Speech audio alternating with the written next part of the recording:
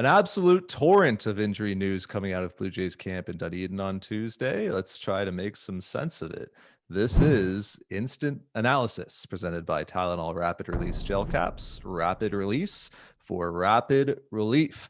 Arden Zwelling here with Ben Nicholson-Smith, and Ben, plenty to get to. So let's just dive right in on Kirby Yates first, who we already knew was injured coming into today. He was diagnosed with a flexor strain in his right arm, and he's since gone for a second opinion.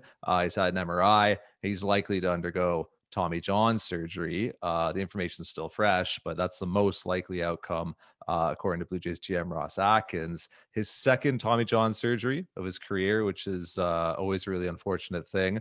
When that happens, we wish him nothing but a sound and efficient recovery. But from a team perspective, Ben, for the Blue Jays, Yates was expected to be this club's closer, a key cog at the back end of the bullpen. How do you think that Charlie Montoyo adjusts on the fly here, and maybe alters the way he was playing to handle high leverage situations late in games?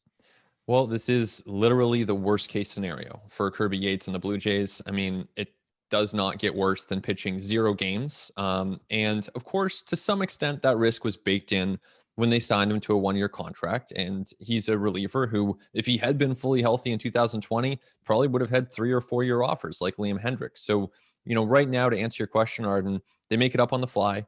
They're not going to go out and name someone a closer. There's no point in doing that at the end of March. It's just not going to be a decision they have to make. And so they can wait and see if Jordan Romano does well in that role. Rafael Dolis will get some reps in that role. Maybe we see even a David Phelps or Ryan Baraki, depending on the situation. But none of that is ideal. Kirby Yates is brought here for a reason. He was expected to be an impact reliever. And now the Blue Jays have to look elsewhere within and even beyond their organization for help.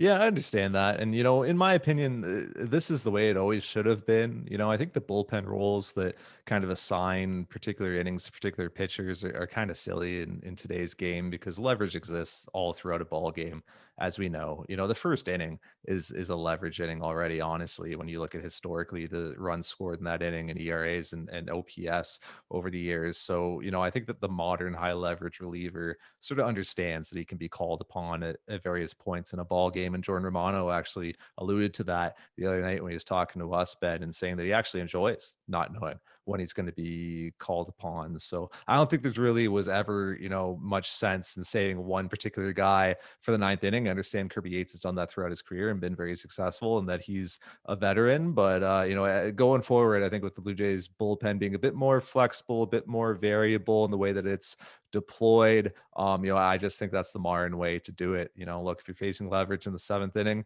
you need outs desperately, use the pitcher with the best chance to get you those outs.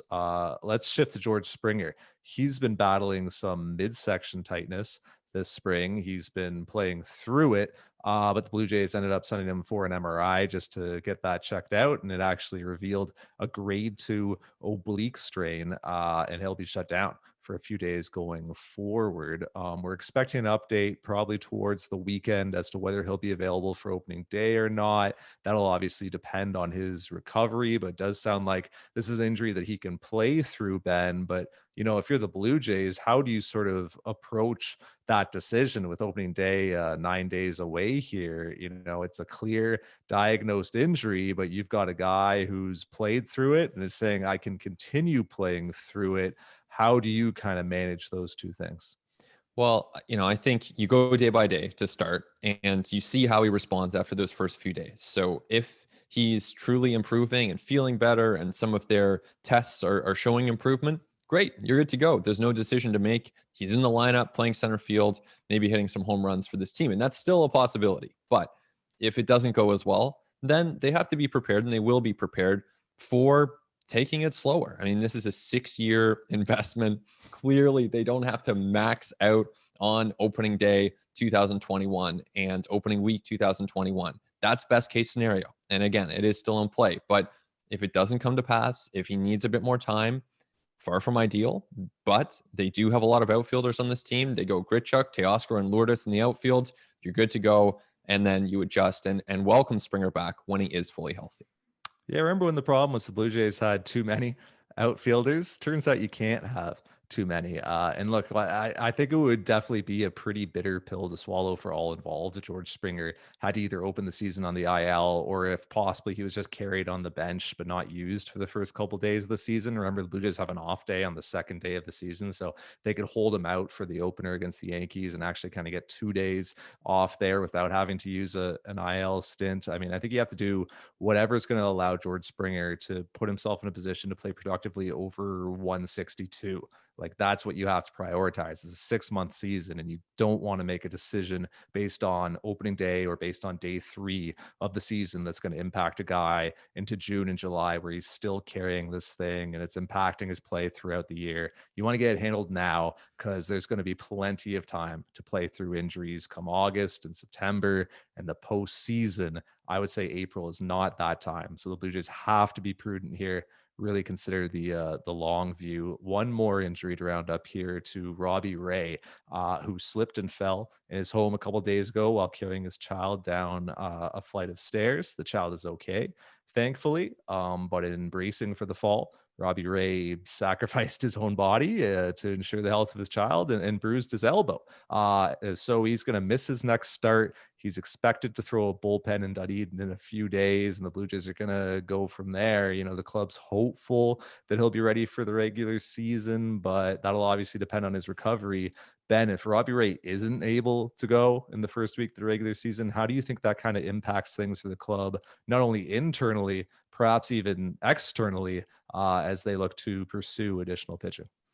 Right. I mean, it's definitely far from ideal once again. And three injuries in one day, that's a lot for any club to withstand, especially in the case of Ray. You pair it with some of the other pitching injuries that they're dealing with right now. And Nate Pearson and Thomas Hatch said to be recovering well. They're said to be making progress. And that's in the case of Hatch. I mean, it was unclear which direction that would go. So those are positive signs, but they're still not pitching. They're still not game ready for this team. So you're looking at a staff that is depleted, and they do need to consider ways to augment it further. I mean, a couple months ago, toward the end of the offseason, we were talking about guys like Taiwan Walker, Jake Odorizzi, as guys who could help a staff that at that time was fully healthy. So now you look at the injuries to Ray, minor though it seems to be, and pair that with Pearson, pair that with Hatch. This staff is starting to get depleted, and this is a staff that is going to need to log a lot of innings after a shortened season.